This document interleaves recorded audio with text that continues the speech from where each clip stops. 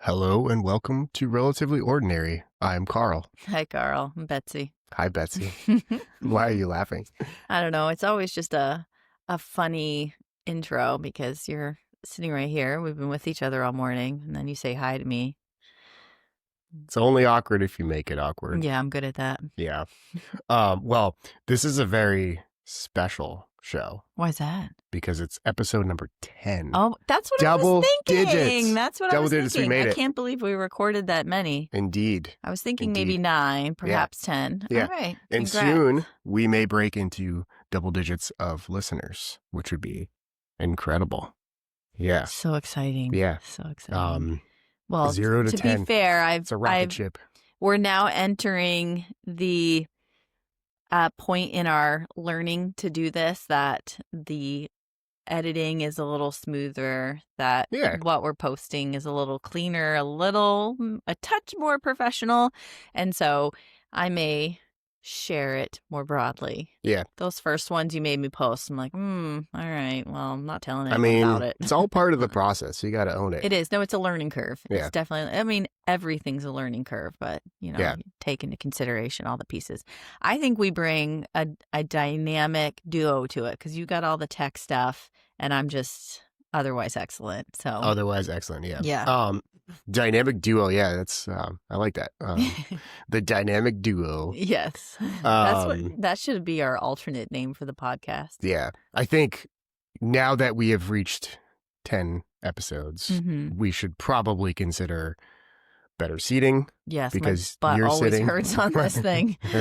Old, crappy reupholstered ottoman, and I'm sitting on a plastic bathroom stool that has like multiple. It has like a Spider-Man like kid toothbrush jammed into it from when Jack was like 3 or something. So yes, they're both decades old and inappropriate. Yeah. So. Yeah. Well, cool. So, you got the quick bite question. I've got the big topic for the week, but I did want to sort of, aside from giving a little shout out on episode number 10. So we had an absolutely wild week in our country in the national political stage with the whole Epstein files thing. 527 members of Congress. Yeah. Voted between the House of Representatives voting almost unanimously and then the Senate agreeing to unanimously push it forward without any debate or amendments or anything. Yeah. It's a lot of agreement from both sides. I mean, I don't think you could get 527 members of Congress to agree that water is wet. Right? Like that is absolutely I might contest that. That is mind-boggling that happened. And then the president signs it into law. He had no choice at that point. Yeah. And then he has like a chummy visit with the Crown Prince of Saudi Arabia. He threatens to hang members of Congress. Yeah. And then he was like, buddy, Unhinged. back slappy with Zohran Mamdani, who he was like calling a socialist who was going to ruin the country. Like, what is happening? Yeah. Yes. Oh, and then Marjorie Taylor Greene resigned. Yeah. It's a wild ride. I don't know. He's unhinged. It's just, I don't know. It's making for a really fun news reading. I mean, who knows what's coming? Yeah. I mean, I was thinking about that and I was like, we have to say something about that. I actually debated whether to make the episode about that. And then I'm like, I don't want to go into that whole rabbit hole. Don't do that to me, please. Don't. But I will, I was like, I got to say something. And then I was like, going back to kind of compile all of the stuff that happened this week. And I was like, no, the vote must have been last week. The vote was definitely last. And I'm like, it was Monday, it was right? like, it was Tuesday. It was like Tuesday. Yeah, it was 3 days ago. And so much has happened in this week, including what I think the entire political psyche of this country has shifted. I think this week was the end of MAGA and the start of something new, whatever that is. Yeah. We will find out. But I'm actually a little optimistic. Maybe human decency. Yeah, that would be amazing. Don't count on it, but it's on the list of possibilities. Mm-hmm. Yeah. That's great. Cool. Well, anything else you want to say on that, or do you want to get into our quick bite? Oh, don't call it that. But quick bite, quick bite, quick bite, quick bite. I don't know. I mean, yeah, it's otherwise been a pretty usual week, which, that's not usual. So yeah, that layered nothing on it. is normal. In my day-to-day life, it was pretty usual. Yeah, so nothing is normal anymore. Yeah, nothing's normal anymore. Yeah. So okay, I've got an interesting question for you. You got a humdinger? I got a humdinger. All right. So let's say you had 3 months to live. Mm-hmm. All right. I won't even layer on like you're otherwise healthy until 3 months from now. You know, your time. No limitations. I'm just gonna drop dead. Yes, your time is very limited. You know it's happening. Yep. What would you change about your behavior? Well, it's up working. Even if it was unapologetic. Yeah, okay, sure. All right, great answer. Yeah. That was fun. Yeah. Well, yeah. I mean, I would. What would I change? That's a cool question. So, I think that I have a talent for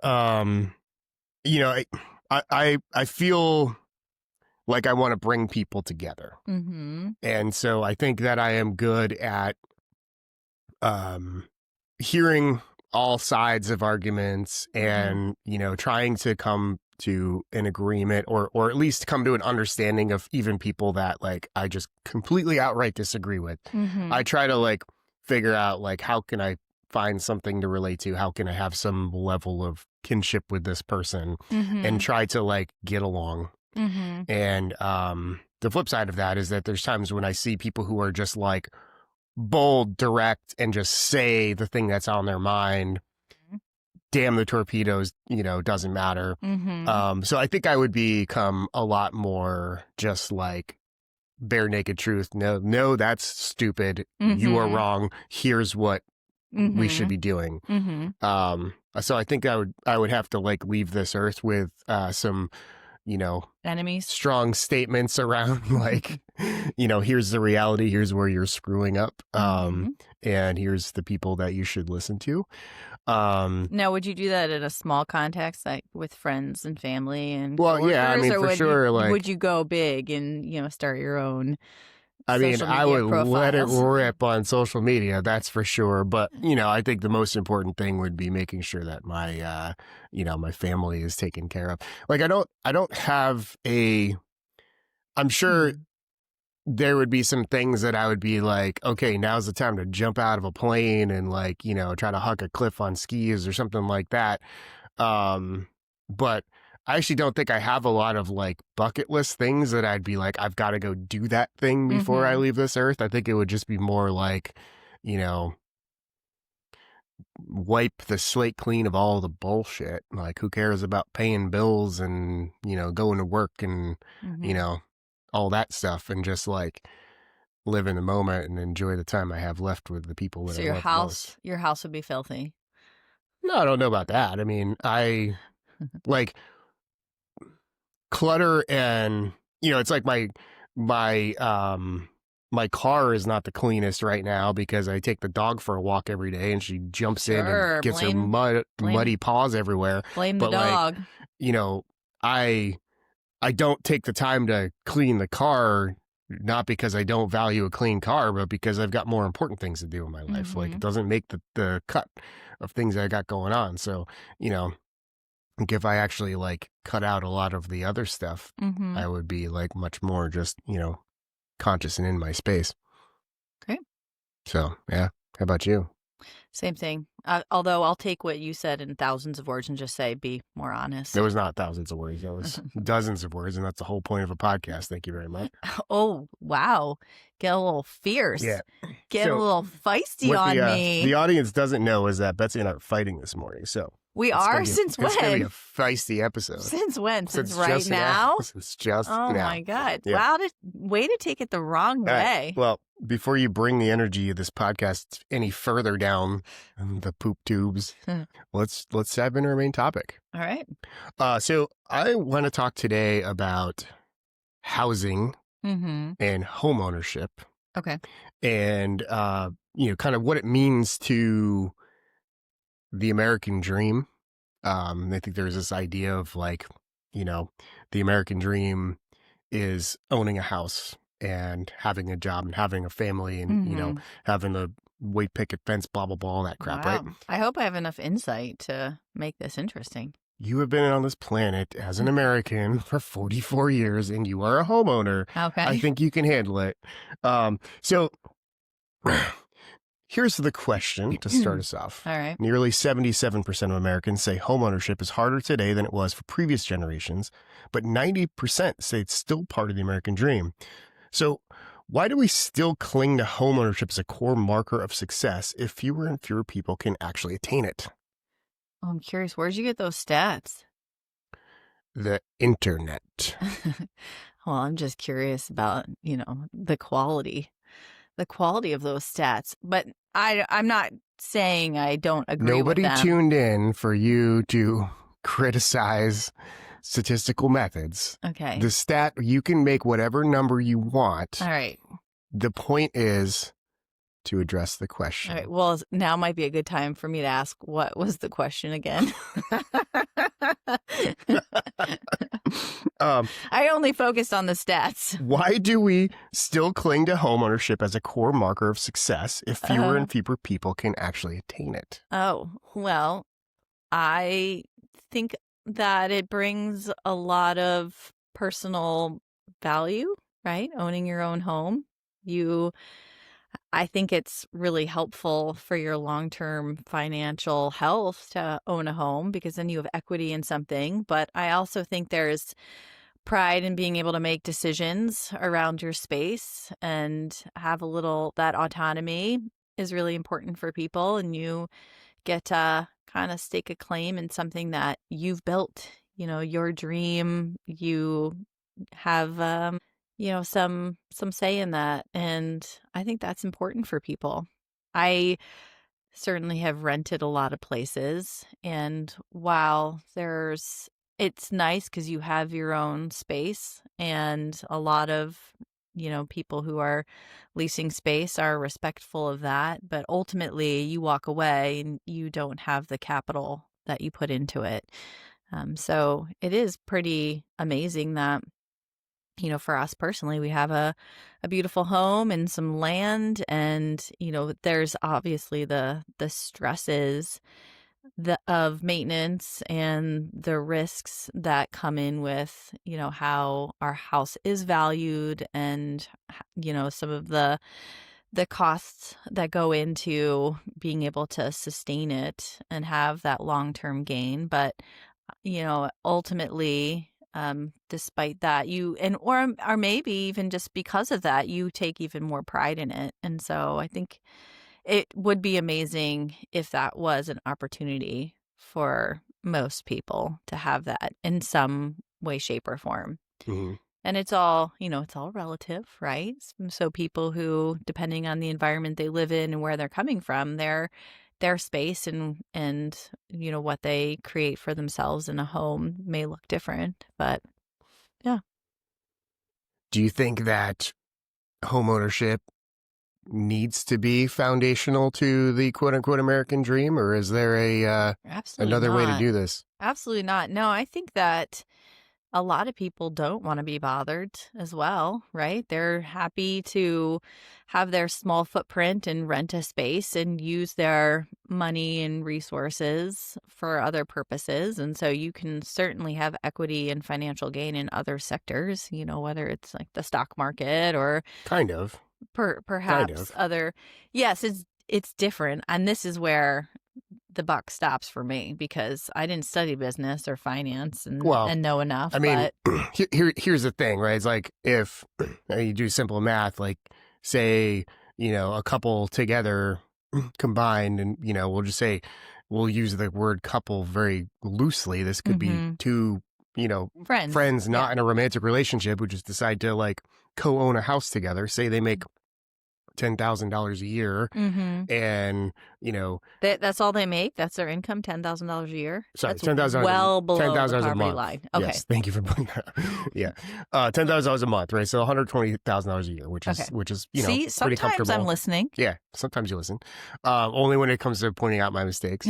And then it costs $3,000 a month to rent or buy. Let's say way, right? So $3,000. So right away, 30% of your income is going to housing, and that's not even factoring in all of the stuff that's attached to that, which you don't get equity in your electricity bill. So either way, it's just an expense you have to pay. But you would be paying that anywhere. Yeah, likely. But like the point is, if you own a home and you're paying a mortgage, some amount of that $3,000 a month is equity. That is wealth that you were building. Yep. Whereas if you're renting and you put that money goes to the landlord for their equity, not yours. So that's where it gets, it's if you wind up having, an extra $2,000 a month that you can put into retirement savings, buy stocks, buy gold coins, buy Bitcoin, whatever it is you want to do, you can build wealth that way. Yeah. But when you have a mortgage, you are building wealth as you also are paying for the place that you're living in. Yes. Yes. But, if someone wanted to live modestly, or perhaps they were in a major city where buying a home is really not feasible, they may, there's opportunities to just buy land somewhere. But I think I'm curious, maybe you've done this calculation, the long-term gain on, okay, instead of putting the $2,000 into my mortgage, I'm going to put that into the stock market conservatively. Right, but you still need a place to live. So you're spending that money. Yeah, well, I'm going to live in my parents' basement. Back off, right? So I'm just saying there are lots of different ways to look at this. Yes. People can decide, I'm going to live in a rental house with, 6 other people and share that cost around so I can put my money elsewhere. But I think, again, more to the point of the kind of the question about the American dream and all that, is that okay? Right? Because we've kind of gone from this model of you're an adult when you buy a home, move out of your parents' house and you find some stable employment, and maybe you find a romantic partner and start a family and you buy a home. Yeah. And I think that for a lot of people, that increasingly that vision is becoming unattainable. Yes. Yeah. No, I think it's gotten a lot harder, and I imagine it's something that, well, maybe it's too that people are making a conscious effort for this is what they want to do, and that they have the finances to do it in a way that's not bootstrapping too much. But yes, home prices have skyrocketed, and I don't know, you were talking recently about the average age of a first-time home buyer has gone up considerably from when we were I think it was younger. almost 40. Yeah, 40 years old. Yeah. And it's wild. Yes, it's crazy. And yeah, it's tough. And so you maybe if a silver lining on that is that people are being more responsible about understanding their personal finances, like our son taking a personal finance class in high school. I think that should be required. And then also, needing to plan and do it in a very conscious way, a very responsible way that we maybe didn't necessarily have, or we've certainly, with the housing market crash, there was a lot of irresponsible home buying, and not the individuals. It's not pointing finger at anyone in particular, but that was a consequence of poor policy and over borrowing and overconsumption that I think needs to be tackled. I really don't think it's just creating more housing. I think we need to think creatively about how, what does it mean to own your own place, and how families coexist and neighborhoods are built and things like that. Yeah. I think that I don't know, I haven't studied this, and I don't really know even who to trust on it. I think that, first of all, living in Maine, I've said this before. Maine has to have I'd look like sure someone has pulled statistics on this. Like Maine has to have one of the highest rates of like unoccupied houses in the country. Really? Yeah, because I mean, more than half of Maine, at least geographically, is like people's second homes. I mean, this is people who live in, Massachusetts or even, in Maine, right? Like it's becoming increasingly unaffordable for people who live and work in Maine to like own a camp elsewhere in Maine. But for, generations, that was the norm. And these weren't like, lakefront palaces. They were like, kind of modest little camps that, someone's great great grandfather probably built themselves, including dug the outhouse himself, which I don't know about that. But,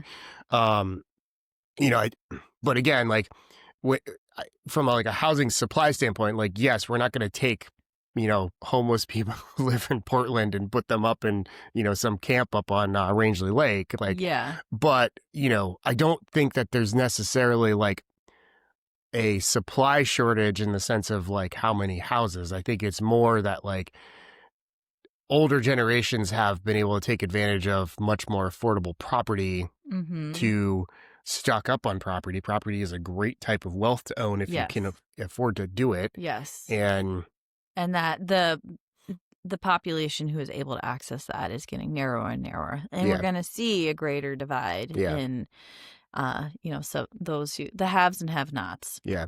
Like there's a lot of tension in Portland around Airbnbs, like it's kind of a typical thing in a lot of cities. Is like, people they come to own an apartment, they've reached a point in their life where like, I don't want to sell my apartment in New York City because it's, keeps appreciating and it's great real estate. Someday I may want to go back, but I'm not using it all the time. I can get income from it, which I think it's a good thing. I think like being able to leverage an underutilized asset as an economic, generator is a good thing. But it also means that someone who, actually wants to live in New York City can't live in that apartment that you're using as a, Airbnb. Yeah. So yeah, it's interesting. So I guess thinking about more in our community. So here where we live in a really nice community and feel very lucky to live here. We have fantastic school system. We've got great accessibility to recreation and, there's good, a good balance of being able to get the things I need for modern life, but not having a Walmart in my backyard. Yeah. But, we're not the only people who realize how attractive that is. Yeah. And in the time that we've been here, our house has more than doubled, if not almost tripled in market value. Yeah. Which is insane. We would likely not be able to live here if we were looking for houses right now. Not at all. We probably wouldn't even look at the listings. No. It sort of reminds me when we were looking at listings when we lived back in the Boston area. It's like, oh, that's funny. We're never going to buy a home here. Yeah, it always felt, just out of reach. And we've gotten lucky, and I think we've also made smart decisions that have allowed us to be here. But, you look at like what's happening in the community right now, and prices are going up, property taxes are going up. People who have lived here for a long time feel like they can no longer afford to live here. Yep. It's hard to age in place. Yep. If you're on a fixed income, your property taxes keep going up, your living expenses keep going up. And we're not seeing a lot of increase in the cost of living in our paychecks. Right. So yeah, I mean, how do you think that like impacts our community, and how does it impact how you look at, living in this community longer term? I think it's more segregating, right? We're already a very white state. And I think we're seeing that there are some concentrated, more urban areas where there is diversity. And a lot of it is because of the opportunity for housing and, maybe just where people go who value that piece of it or need to be closer to work or be in those urban centers or don't, maybe it's relying on public transit or things like that. But I don't know. I think it's upsetting because I think there are a lot of people who grew up in this area or who are aging in place who've been here for decades and they are looking at needing to either sell their home, or they can't, it's a certain type of person or family who can move here. And so it creates almost this segregating community, which I have a hard time with. I'm not saying I don't appreciate everything. It's amazing that we live in this beautiful community and all the things you said. And when we first moved here, I felt like it was more attainable for the middle class. And at this point, I think less and less that way. And it's kind of tough. It's kind of tough. I mean, obviously, as the privileged person who lives here, it's like, oh, it's great for me. But, yeah, and there's also that not my backyard when we look at trying to work with our town governance around having some, more modest housing options, such as townhomes, condominiums, places that are 55 plus, places that offer subsidized rent, even just places for rent. There's nothing. Yeah. There's nothing. And so, it's more of the kind of the stuff we saw when we lived on the West Coast, how there's this pretty stark divide between one community and another. And the opportunities they afford as far as the public services. And so that's hard to grapple with. I'm, at this point, you probably know, I lean more towards the socialist route. I want everyone to have good opportunities and have a belief that, we have enough, so why don't we share the resources? And it just feels tough to, recognize that that's been a shift. And it was because of the pandemic that we saw the housing market go crazy here. People are leaving urban centers. Partly because of the pandemic. I think there was a trend happening anyway, and I think the pandemic accelerated. Yeah, as we got out of that, because we bought, still in the slump of the housing market crash. And so, it was a buyer's market and we were in a good position. And it was sort of like too good to be true. Here's this beautiful house in an area where you're pretty close to the major city of the state, still fairly rural, as far as like what I would consider having grown up in Philadelphia. Like, that is suburban sprawl. We don't see a lot of that suburban sprawl here. And knowing, great schools, a lot of beautiful outdoor spaces, we're so close to the coast. I couldn't believe it, right? Yeah. And it was within reach, right? Yeah. We come from middle class Yeah. upbringing, we're educated, we're gainfully employed, so of course we had some great things going for us. Well, and it felt like a financial stretch at the time. It was sort of like, that point of our lives where we were like, if things keep going well for us and we're able to build our careers, then we'll be fine. But if we have any bumps in the road, we're ditching this place. And we had thought about that, and it was hard to heat the house the first year. Yeah. We did not heat the house very well. Well, we didn't really know how to, but it was also really expensive. Yeah. I knew how to. It was burning dollars. Yes, burning dollars. It was so cold that first winter. A wheelbarrow full of dollars and put it right in your boiler. That's how you heat the house. So, I mean, I guess the other piece of this, I think we're kind of talking more about middle, quote unquote middle class. And I would argue that maybe middle class doesn't even exist anymore. But also, we're only 15 minutes from Portland, and the border.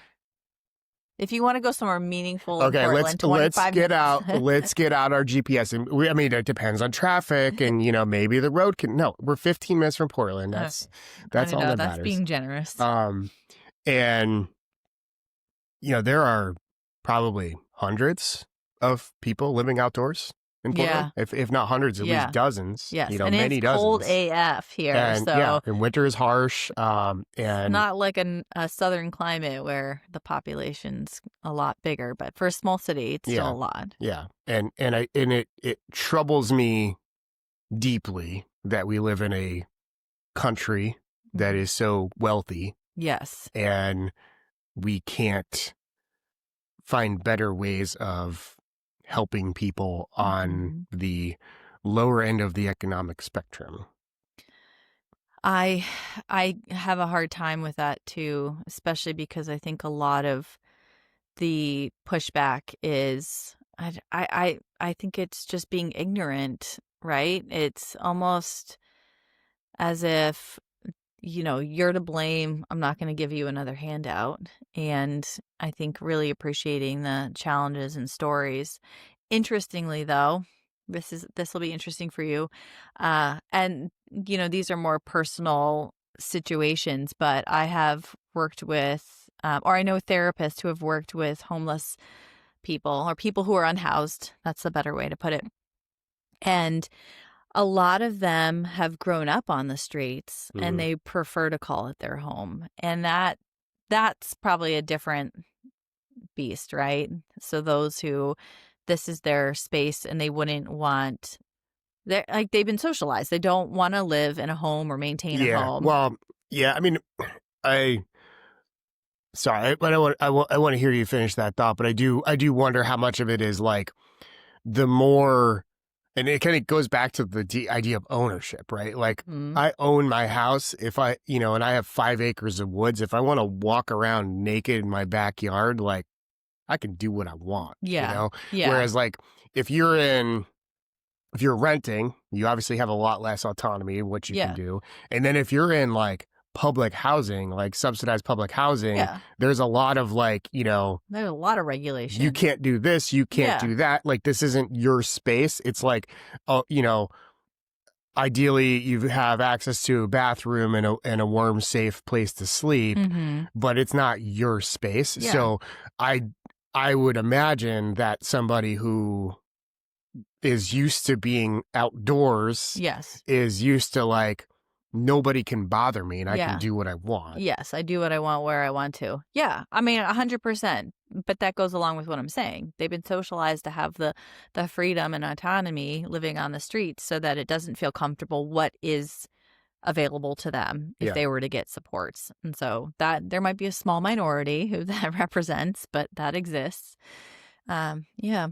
No, I do think it's hard. It's like everything we're talking about with the Dr. Oz thing and saying, oh, well, healthcare premiums going up. The best way to save money on your healthcare is, don't be fat. Don't be fat. And, take responsibility for yourself. And it's not that easy. We had remember our whole discussion about social determinants of health. I have a message for Dr. Oz. What's that? Maybe don't be an asshole. Yeah. Asshole. Yeah. Or, do a little bit more learning and maybe talk to your public health specialist because that was just not appropriate. Yeah.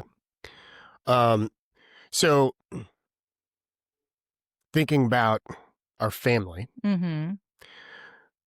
first of all, what does it mean to you to be a homeowner? Well, I think it was always sort of an expectation that I'd want to own a home. I didn't know when it would happen. It sort of felt more pressured once, we had children to sort of give them security. So I'd use that as a descriptor. It feels more secure.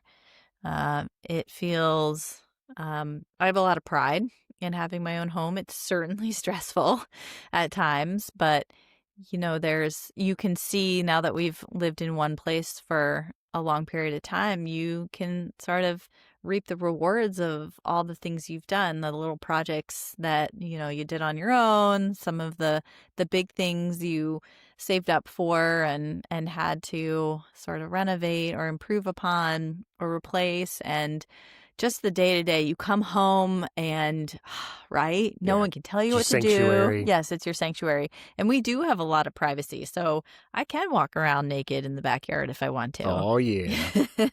And there's that piece of it that feels really good. I also think there's a lot of value, and maybe this is something that people overlook about home ownership, is that you're in a neighborhood, in a community that you can call your own. Yes. And so it's not just about your footprint and your property and your physical space, but it's sort of that social group and that belonging, that membership to something that you've put a lot of stake into and you want to maintain. And so I think that's important too. I think that's an important theme to this whole conversation, because I do think that when you have a sense of ownership, when you are rooted in a place that you own, and not only because it's a huge financial commitment, Yeah. but it's a psychological commitment, Yeah. to move from I'm renting and I'm signing a, 1 year lease. And at the end of that 1 year lease, I may renew it or I may move. Right. Versus like, and that's a more stable renting situation. There's plenty of people that, just rent for a month or, are couch surfing or whatever. When you buy a house, you're saying like, I am committing to this place. I don't want to go anywhere for a while. And I think the way you relate to a place is a lot different. And you think about like, why, we were both students in Boston and, you get a sense from people who live there when you're a student living there, but people who live there like their whole lives, they're sort of like these goddamn students that coming in. Yeah. And it's true. I mean, like, you come in and you like, it's your like playground for a little while and then you move on to other things. And a lot of these, neighborhoods, like we lived in a really nice neighborhood in Brighton when we were young adults. And it actually was like a place that you could see, it wasn't necessarily for us, but you could see why people wanted to live there longer term. But, also like there was this little bit of a tension around like, are you here because you want to live here? Or are you here because you're just like, here for a little while and you're going to trash it and move on to something else. So that sense of ownership, I think, is really important to actually creating and building and maintaining community. Yeah, I agree. And I think you don't necessarily get it when people just come in and rent. Yeah. And then what do you think about our kids' future as they become adults and how, because I think, you kind of just said it in terms of you had an expectation, and same way for me, like I never thought that I might not own a home. I always thought like, okay, that home ownership is a goal for me. And whether like it was, I was lucky enough to find a great partner and start a family. But even if I was on my own, that would have been a target for me. But like, is that expectation gonna be the same for our kids? Do you think they're going to grow up with that, or are they going to shift because they can't afford to buy a damn home? Yeah, I think it gives me pause about a lot of things. So I think first, with the experience that my mom went through where, her home and selling her home and the value she got out of it really is helping her sustain the years ahead, right? There's a lot of great example of equity and the difference that makes, because if she didn't have that, if she was renting, she would have big challenges, right? And I think that's probably a lot of people. And it's not where you first go to when you buy a house, but if you think about the 30 years down the road, grandparents are a great example. Like, oh, grandpa only bought this for $7,000 and then sold it for $250. Like, yeah, and that's what you live on when you retire and you live through your 90s and need, more medical care and support at the end. And I think that's an important thing to put out there. For those who don't have that, it's hard to, think ahead what that might look like. And those years are tough if you don't have the care. They're tough on your family members if you don't have the care, because someone's helping you pay for it and take care of you. But if I think about, our kids, it gives me more pause about our own situation, because I thought for sure we'll downsize once the kids are out of the house, because it's a lot of house for just two people and, the maintenance and the cost of it. But there's so much value in the home, and that might continue to change over time. And it's very likely our kids will need to live with us. Yeah. Our son in particular is really enamored by this area. He may want to stay here for college and then could easily, live with us if he was going to start a career in the area. And I don't think he would mind that greatly. So that would give some opportunity. We always joke like, you're not living in my basement. But I think more and more that's just the responsible thing to do. Yeah. Right? I think for our generation, it was like, okay, once I'm done with college, get employment and move on. Go somewhere else. You're not going back to your hometown. But I think we see a big shift in that, especially, we have a lot of advantages for where we live. But I think for them, they're going to have a harder time, or we might be footing some of that bill. Yeah. Because we have the means. And, you were the one saying that this is the first generation that won't see their wealth and maybe access to opportunity grow as substantially as it has in the past, with your great grandparents to grandparents to your parents. We've seen a big shift, especially for those who may have had lower income, but this generational wealth really being able to build if you could make decisions and access opportunities like home ownership. And so it'll be interesting. We're going to see a lot of shifts. I'm not worried about our kids. I think they'll always have a safe place to rest their head at night, which I'm really appreciative of. And I would wish that for everyone else's children. But I think it is going to be much more difficult for them and probably fall back on us a little bit. And so we have to be even more responsible when we think about our care and living situation when we're older, and as older adults, and maybe it affects when we retire and some of our financial decisions, so that we can do that responsibly and help them. Yeah. Yeah. I think, maybe it's tied to this shift that I think we're going to see in the political psyche in this country. Mm-hmm. I think the reality is it's just unsustainable. Like, I just don't know, first of all, there was a thing, and actually I wish I had written this down because this was interesting. Like, there was an article I saw, I think it was Wall Street Journal, talking about how much wealth is tied up in the boomer generation. Mm-hmm. And it's like insane. It's like 75% of the wealth in the country is like owned by boomers. It's crazy. And that's crazy. Yeah. And so, people are going to start passing away, and that wealth is going to either be inherited or redistributed in other ways. And again, you think of like the housing stuff. It's like, well, people will start to need other situations. They're going to sell their house to move into a care facility, or, Mm-hmm. They're going to sell their house because they no longer can live on their own and they're going to move in with family.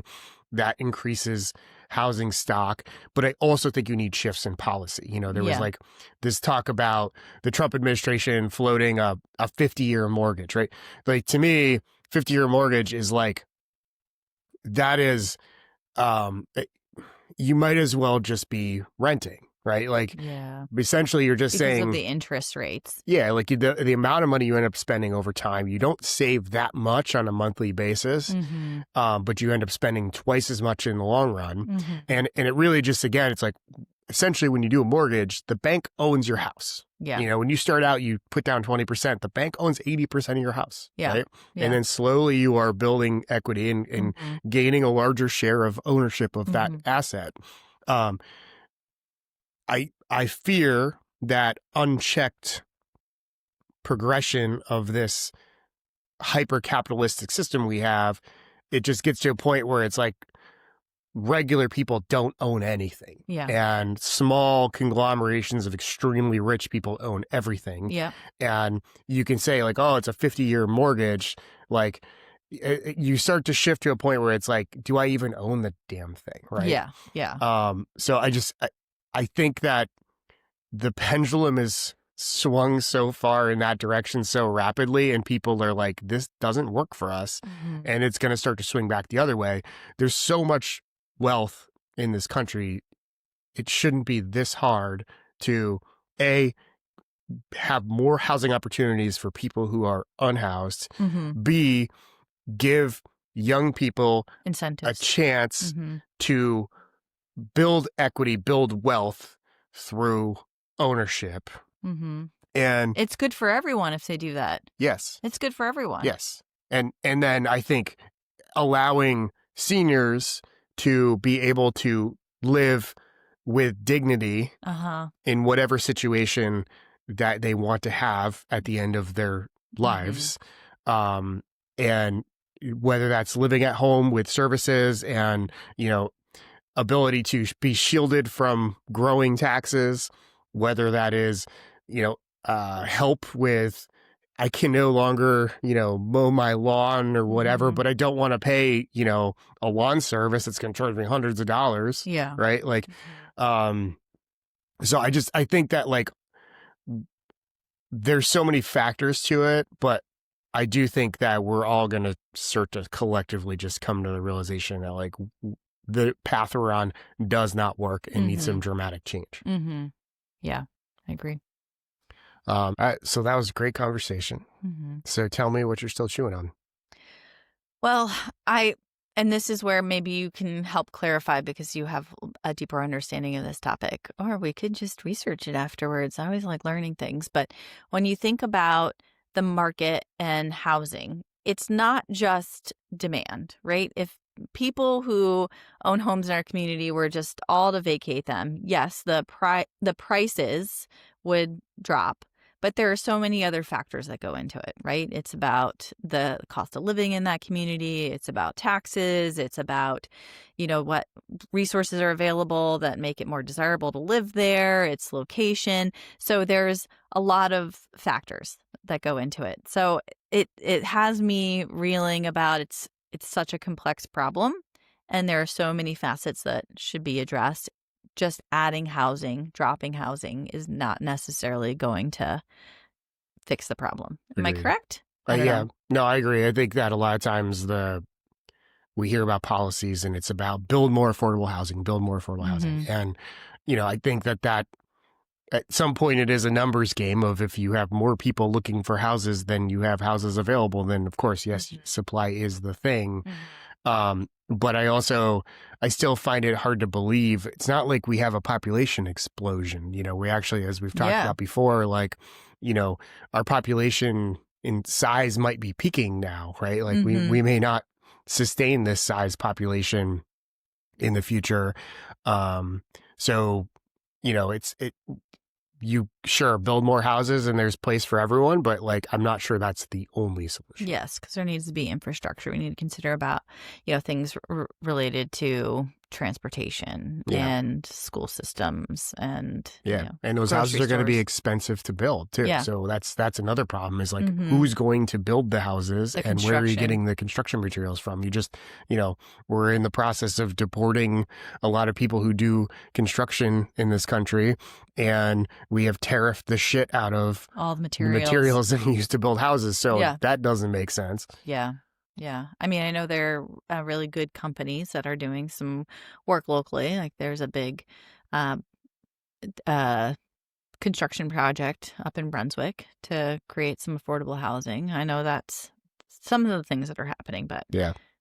But there's also some really cool advances in like material science and, there's things like being able to 3D print houses and stuff like that. I mean, that technology isn't really scaled yet, but if you can, and again, this is where like smart government policy would be like, hey, let's invest in that technology. It creates American jobs, high paying jobs, and it also, hopefully will help kind of reduce the cost of building homes. That would be win-win all the way around, but we're not. Yeah.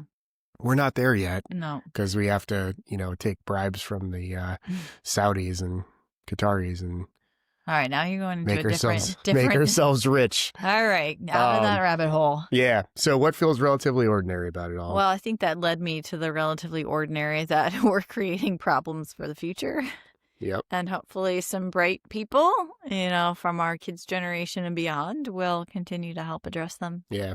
I mean, that is really what it's all about is one generation creates problems for the next generation to solve. So just keep kicking that can down the road. Yep. Good luck, kids. Good luck. Great. Well, that is the show for today. Great. Good stuff. Thanks for sticking with me. And Just want to say for anyone out there listening, please let us know if you have questions. Yes.